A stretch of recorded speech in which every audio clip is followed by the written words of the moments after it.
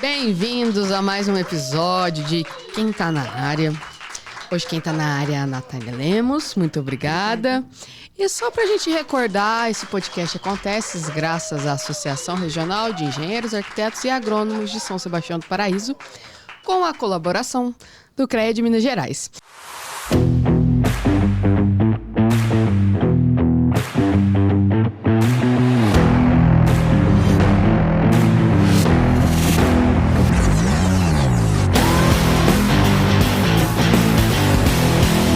E hoje o assunto é um pouco sensível e talvez a gente dê uma cutucada em vocês em casa aí, né? Com Porque certeza. muita gente esquece. A gente vai falar sobre acessibilidade. E aí a gente só lembra disso quando machuca alguma coisa, né? A gente não pensa no próximo, infelizmente. Então, muito obrigada, bem-vinda. Obrigada a vocês pelo convite, ao Ítalo. É um prazer estar aqui. Me fala a sua formação. Eu sou arquiteta e urbanista. Depois eu fiz especialização em reabilitação ambiental, sustentabilidade. E aí eu fui continuando na academia. Fiz mestrado na Unicamp e depois eu fiz doutorado na UNB. Meu mestrado é mais ou menos na área de tecnologia, mas sempre voltado para o urbanismo. Que legal. E o doutorado também vai na área de urbanismo, mas ele pega mais a coisa do projeto, planejamento urbano, juntando com políticas públicas. Uau! É... Você dá aula? Eu dou aula. Hoje eu sou professora na UENG, dou aula no curso de arquitetura e urbanismo, engenharia civil, engenharia ambiental e sanitária. Infelizmente, eu vou fazer uma crítica. Os arquitetos veem muito mais sobre acessibilidade do que a engenharia. Sim, com certeza. Ela é parte instrumental da nossa... do nosso saber. Porque a gente lida muito com o projeto. É diferente da engenharia. A engenharia, às vezes, vai ficar muito ali na coisa da estrutura, do cálculo. Sim. E a gente não. A gente sai desse campo e a gente é todo o tempo projetando. Então, a acessibilidade para a gente é um elemento fundamental de projeto. Natália, eu tô percebendo um sotaque aí. Não sei qual. Porque eu já morei em vários lugares, assim. Conta pra nós. Bom, a minha infância eu passei no Pará, né? Meu pai... Eu imaginei. trabalhava na... É esse sotaque que eu peguei. Porque, assim, muitas vezes as pessoas falam assim, não percebe tanto. Mas eu passei 8 anos da minha infância no Pará. Depois a gente veio e ficou um tempo em Minas. Aí a gente foi para Brasília, mas a gente acabava... Dado o trabalho do meu pai, a gente morava mais ou menos uns 3 anos em cada cidade. Então a gente tinha essas mudanças. É duro. Eu confesso que eu gosto, assim. Sério? Sério, eu tenho muita saudade desse processo de ficar mudando, então... Nossa, eu acho que não deve ser muito fácil. Para criança às vezes pode ser meio traumático, mas você vai aprendendo a lidar. Porque eu mudei também. E é o negócio que eu falo assim... Poxa, parece que a gente não tem um amigo de infância, assim. Parece que fica um negócio solto. É muito engraçado, porque assim... eu hoje tenho amigos no Brasil inteiro. Então, assim, às vezes você fica muito tempo sem falar, mas de vez em quando você encontra. Isso é ótimo. E aí você conversa como se não tivesse parado no tempo. Encontro com muita gente em aeroporto, eventos. Esses dias eu encontrei com um cara num evento, provavelmente a gente estudou na mesma escola quando a gente era criança. Que da hora. E a gente nem se tocou, a gente nem se conhecia assim, falar, não, a gente já se conhecia. Então é muito engraçado. Com certeza. E por que é um assunto tão sensível falar de acessibilidade? Eu falo sensível assim, é sensível para quem precisa ou é sensível para quem quer economizar, né? E não quer fazer as coisas certinho? Olha, é uma boa pergunta. Mas ele é sensível porque você tem que se colocar no lugar do outro. Isso e aí é essa difícil. sensibilidade, se você não souber dar o limite do toque, muitas vezes você não vai conseguir atender as expectativas. E isso é muito da profissão do arquiteto, né? Você está lidando o tempo todo com a expectativa de alguém. É um sonho, muitas vezes. Então, você tem que fazer uma leitura, uma filtragem desse sonho. Quando você chega na acessibilidade, é mais sensível ainda. Porque, às vezes, você está falando de uma limitação que alguém tem que você não tem. Então, é aquilo. Só entende o nível máximo disso quem vive. E aí, você tem que se colocar no lugar dessa vivência. Sim. E a gente vê, assim, no dia a dia, tipo... Hoje em dia, para aprovação de loteamentos e tudo mais, precisa ter rampa de acessibilidade nas calçadas. A prefeitura não aprova mais calçadas que tem aqueles desencontro de garagens. Isso. A Anvisa bate muito no pé. Então, eu já escutei coisas absurdas de tipo assim, não, eu não atendo cadeirante. Eu falei, como que você sabe que você não atende, cara? Entendeu? Só para não fazer uma rampa que tá na norma. Então, eu acho que isso... Cara, eu tenho uma amiga que é cadeirante, então isso fez com que eu entendesse mais sobre esse universo. Né? Até um tempo atrás ela me procurou porque ela queria construir a casa dela e tudo mais. E aí ela me perguntou sobre vãos de porta.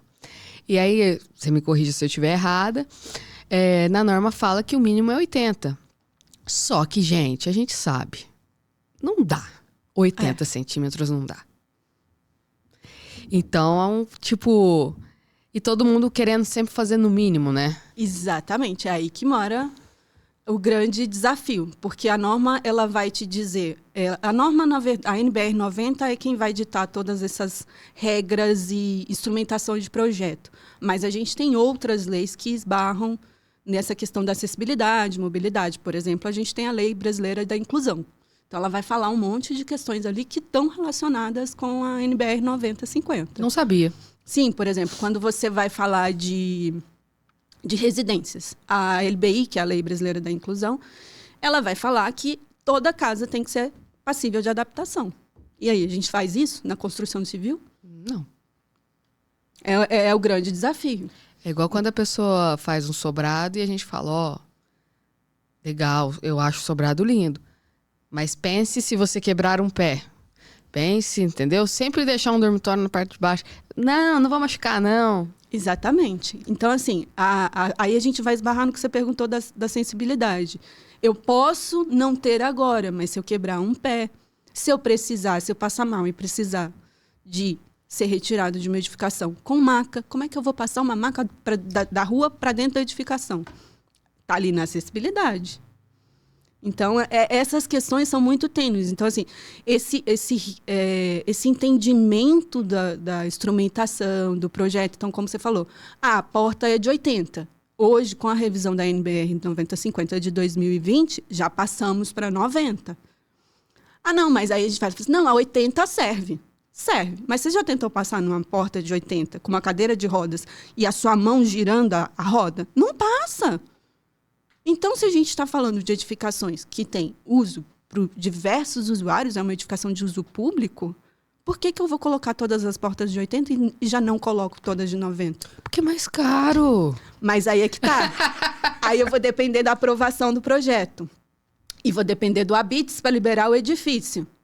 Depois do bombeiro. Aí, depois do bombeiro, porque acessibilidade e bombeiro estão relacionadas. Então, quando eu vou fazer um projeto, não é só 90/50. Eu tenho que olhar a norma de bombeiros, principalmente porque se eu vou retirar um cadeirante de um momento de incêndio, a escada é projetada para um espaço definido de espera do cadeirante. A gente não tem isso nas nossas escadas nas edificações. Começa por aí. E aí, quando eu começo a esbarrar nessas questões, eu vou falar de custo. Só que um custo de uma adaptação pós-edificação construída é muito mais caro do que se eu já prever todas essas. Ou seja, é uma logística reversa de custos. Se eu faço na implantação, está ali, eu já demandei aquele custo. E, no tempo, a gente tem que pensar que edificações elas não vão ser pode ser que, ao longo da vida útil dela, ela esteja sempre no mesmo uso. Mas ela pode ser utilizada para outra coisa no futuro. Então, se eu já tornei a edificação acessível, independente do uso de antes ou depois, a acessibilidade já está pronta. Sim. Então, é um custo que eu já tive. Eu não vou ter de novo. A adaptação é muito mais cara do que um custo de implantação. Várias pessoas depois vêm e falam, eu preciso colocar barra no meu banheiro, que sei lá o quê. Aí você vai lá ver o banheiro é desse tamanho assim. E aí a gente fala, tá, tudo bem, a gente coloca, né? Vamos colocar a barra pra você não escorregar e tudo mais. Mas assim, você olha, não tem muito o que fazer. Então muita gente fala assim, cara, eu vou ter que construir um banheiro novo. Provavelmente. E, cara, rampa é um negócio também que... Todo mundo faz errado. E eu falei, gente, Gente, a rampa, né? Quanto, né? Melhor. Eu vou botar vocês pra carregar, levar um carrinho numa rampa desse jeito, você vai ver que não dá. Não sobe.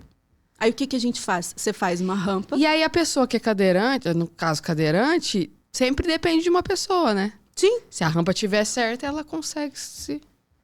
Você vai ver que quando ela ainda tá fora do padrão, o cadeirante, às vezes ela tá naquele limiar ali fora, mas ainda num padrão aceitável, né, de uso, o cadeirante consegue.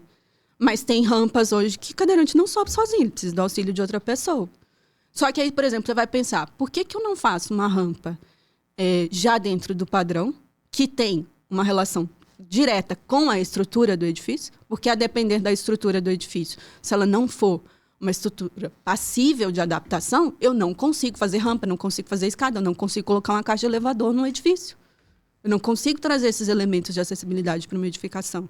Aí eu tenho que começar a fazer anexos fora da definição do limite da edificação. E se a estrutura não permitir? Se a topografia não permitir? Como é que eu vou dar acesso para um edifício? No espaço urbano é a mesma coisa. Como é que eu vou? Por exemplo, você falou da rampa. Todo mundo faz aquela rampa de passeio. Você já viu alguma rampa de passeio certa? Não. A norma está ali, o padrão está ali, o negócio já está definido. É assim que se faz.